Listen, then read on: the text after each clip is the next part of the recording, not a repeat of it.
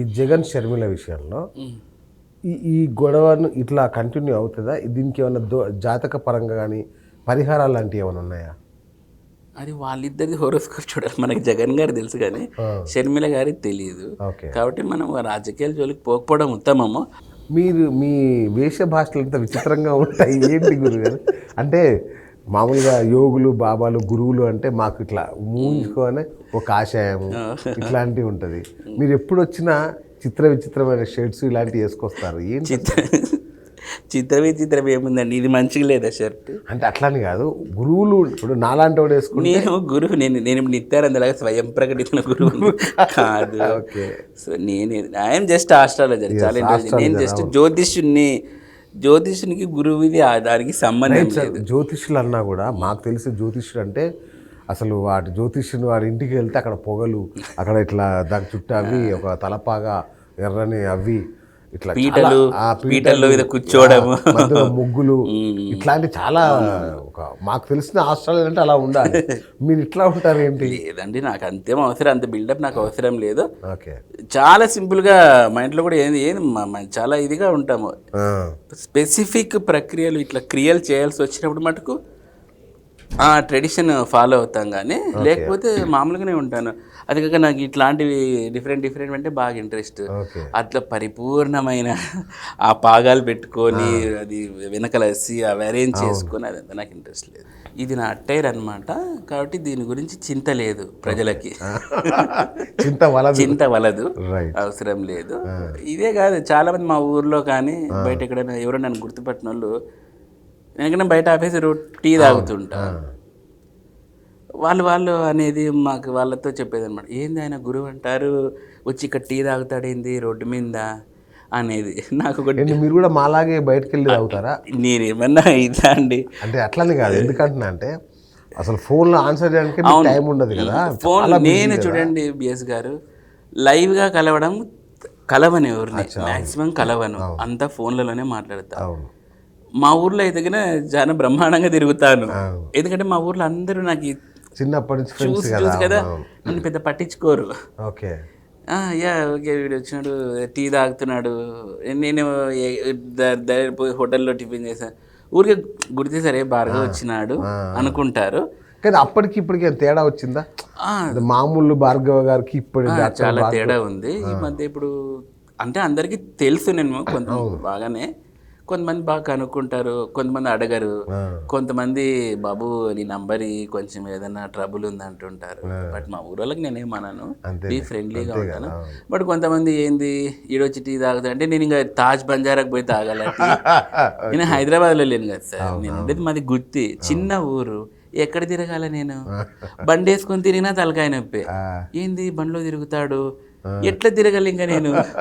మాకు చిన్న సందులు మా ఊర్లలో, అన్ని పొద్దున కార్లో పోలేం కదా. నాకు ఒక డ్యూక్ బండి ఉంది, డ్యూక్ వేసుకొని తిరుగుతా అంటే చూడు ఈసారి ఆ విజువల్ ఒకటి పంపించండి గురుగారు, నేను భార్గవ దేవన చూడు అదో ఇప్పుడు జాతకాలు చెప్తున్నాడు కదా అనేది. ఇంకా ఏంది బండిలో తిరుగుతున్నాడు అంటారు అనమాట. నీ ఎట్లా తిరగాలని నాకు అర్థం కాదు. సమ్ టైమ్స్ ఇంట్లో నుంచి బయటికి రాను.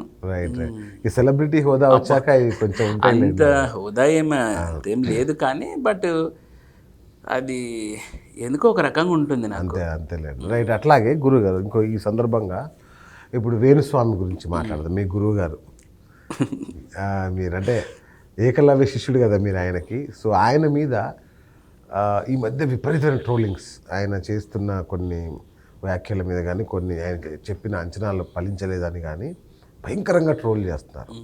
సో మీరు జ్యోతిష్యుడే, స్వాతి జ్యోతిష్యుడిగా అసలు దీన్ని ఎట్లా చూడాలి అసలు? అది నిజం చెప్పాలంటే అది కొంచెం బాధాకరంగా అనిపించింది. సాటి జ్యోతిష్యులుగా ఆయనకు జూనియర్గా. సో కొంచెం బాధపడ్డాను ఆయన మీద ట్రోలింగ్స్ ఉన్నప్పుడు, ఎందుకంటే ఆ ఫీల్డ్లో ఉన్నాం కాబట్టి ఎంత లేదన్నా నాకు కూడా అనిపిస్తుంది. చూడండి సార్, ఒకటే, astrology never fails but astrologer fails. Okay. అంటే జ్యోతిష్యము ఫెయిల్ కాదు, బట్ సమ్ టైమ్స్ జ్యోతిష్యుడు ఫెయిల్ అవ్వచ్చు. దానికి రకరకాల కారణాలు ఉంటాయి. ఫర్ ఎగ్జాంపుల్ చూడండి, పలానా వాడు సీఎం అవుతాడు అన్నారు అనుకోండి, perfect timing and perfect date of birth తెలిసి ఉండాలి. నేను మొన్న మధ్య ఒక తమిళనాడుకి చెందిన ఒక ఇద్దరు హీరోలకి హొరోస్కోప్స్ చెప్పాను. ఓకే. నేను చాలా వాళ్ళు ఫోన్ చేసినప్పుడు నేను నిజంగా ఆశ్చర్యపోయాను. అమ్మ బాబాయ్ ఇంత పెద్ద హీరోలు నాకు చేశారు అని అనిపిస్తుంది కదా. వాళ్ళని ఏదో టీవీలో చూసే వాళ్ళని నన్ను కాంటాక్ట్ అయ్యి అంటే చాలా హ్యాపీగా ఫీల్ అయ్యాను. అప్పుడు వాళ్ళు ఏం చేశారు, వాళ్ళ డేట్ ఆఫ్ బర్త్ ఇచ్చారు. అది చూసిన తర్వాత వికీపీడియాలో వేరే ఉంది, ఒరిజినల్ వేరే ఉంది. Okay okay. అస్సలకి 2 hours దాటితేనే జాతకం మారిపోతుంది. అలాంటి వికీపీడియా వాడు ఒకటి ఇస్తాడు, ఒరిజినల్ది ఒకటి ఉంటుంది. ఓకే. అప్పుడు ఆస్ట్రాలజరు ఇప్పుడు పర్ఫెక్ట్గా ఇప్పుడు ఫర్ ఎగ్జాంపుల్ మనం చంద్రబాబు నాయుడు గారు తీసుకుందాం అనుకోండి. చంద్రబాబు నాయుడు గారు ఎప్పుడు పుట్టారు, perfect date of time of birth అన్నీ ఎవరు తెలిసినా వాళ్ళ మదర్కి తెలిసిందే. వాళ్ళ మదర్ గారు లేరు, ఎవరికో ఒకరి దగ్గర వాళ్ళ ఇంట్లో ఆ ఇన్ఫర్మేషన్ ఉంటుంది. అది ఎట్లా మనం పొందగలగాలి? So it is highly impossible జ్యోతిష్యులకి. వికీపీడియాని అప్పుడు ఏం చేస్తారు, సెకండ్ ఆప్షన్గా తీసుకుంటారు. ఓకే. ఒక వికీపీడియాలో ఒకటి ఉంటుంది, ఆయన ఒక టైంలో పుట్టింటారు. వికీపీడియా వాడు టైం ఏమి ఇయ్యడు కదా. అంతే కదా. సో అక్కడ ప్రిడిక్షన్స్ ఫెయిల్ అవుతాయి. రైట్ రైట్, అర్థమైంది. Original time date of birth ఉంటే కంప్లీట్గా ప్రిడిక్షన్ వస్తుంది. ఓకే. సో మేబీ ఒకవేళ ఇట్లాంటి ఛాన్సెస్ కూడా ఉండొచ్చేమో ఓకే అని నా అనుమానం. ఓకే. కానీ ఆయన అయితే ఎందుకంటే ఆయన సీనియర్ అండ్ ఎప్పటి నుంచో ఆస్ట్రాలజీ ఇండస్ట్రీ దాదాపు 4 దశాబ్దాల ఫీల్డ్లో ఉన్నారు. చరిత్ర ఆయనది. అవును. సో కాబట్టి ఒక్కొక్కసారి మీడియా వాళ్ళు కూడా లేనిది ఉన్నట్టు ఉన్నది లేనట్టు రాసేస్తుంటారు. ఆయన చెప్పినట్టు కూడా చాలా జరిగాయి, తీసేసేందుకేం లేదు. అదే కదా మరి, ఆయన చెప్పినట్టు కూడా చాలా జరిగాయి కదా. మామూలేనండి, జరగనప్పుడే ఏదో ఒకటి వేసి మన మీద వేసేస్తారు. కాబట్టి దాని గురించి ఇదేం లేదు. బట్ ఇక అది చెప్తాం కదా, గ్రహస్థితి అంటే ఇప్పుడు జ్యోతిష్యం కూడా పర్సెంటేజ్ ఉంటుంది, సక్సెస్ రేట్ ఉంటుందా? ఉంటుంది కదా. ఇప్పుడు మనం ఫస్ట్ టైం 100% జరగదు. అదే అవును బిఎస్ గారు, మనం ఫస్ట్ టైం ఇంటర్వ్యూ చేసేప్పుడు గుర్తుందా, మీరు నాకు అడిగారు, నేను ఒక కథ కూడా చెప్పాను మీకు అప్పుడు. పార్వతీదేవి శాపం పెట్టిందండి గురు శుక్రులకి అని. ఫస్ట్ ఇంటర్వ్యూలో మనం ఆ శాపం గురించి చెప్పుకున్నాం.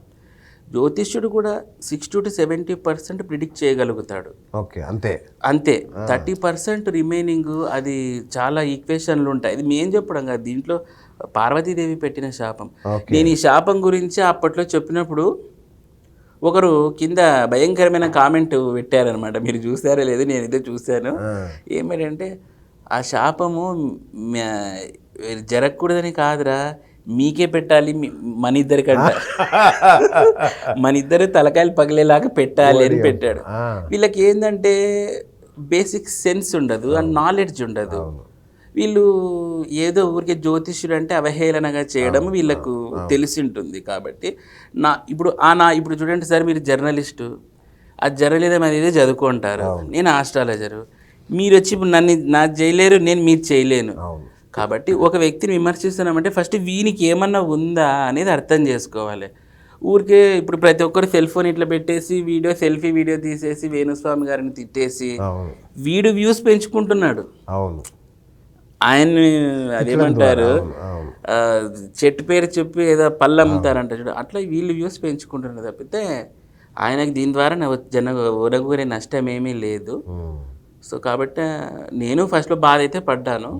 He is very good astrologer.